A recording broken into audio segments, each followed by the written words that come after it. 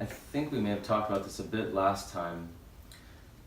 I think one of them, what I experience as one of the most pervasive underminers of this whole authority that you're talking about is this sort of moral relativism that kind of seeps in, where we maybe don't experience the consequences of those certain little tweaks that we make, where we say, oh, this isn't what he meant in the Bible, or this isn't that, and we sort of just start to undermine that.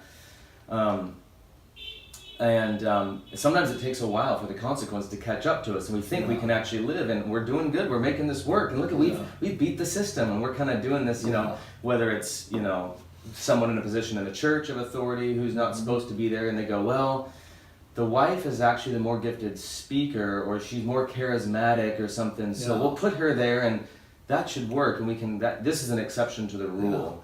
But all that, some of that stems into this kind of, I get to do it my way. What you just said at the end was just, that all comes down, it's submission to God. It's not control over each other. Yeah, it is. That is so important.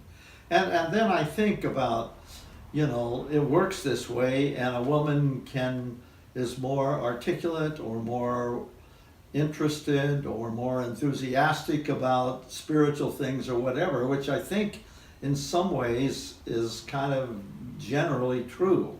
Yeah. And a man tends to be more passive, and he's about getting his work done and some other things. Yeah. But that didn't work. That's why we have the Bible, because in the garden, that's exactly what Eve did. Because when God came to her and talked to her about her going the wrong way, she said, I was deceived. I take that to mean that Eve actually thought she was improving on what God had told her husband.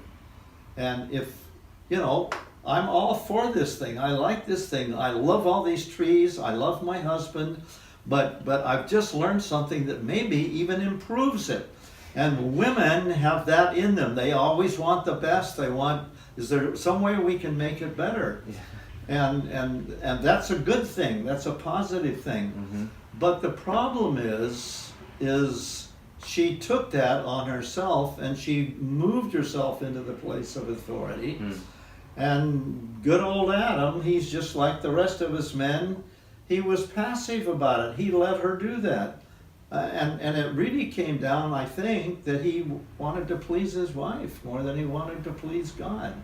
And that's a huge thing about men. They want to keep their wives happy. Yeah. They want to please their wives. Yeah. So that happened for us. We have that, and that's what plunged the entire human race into sin. Yeah.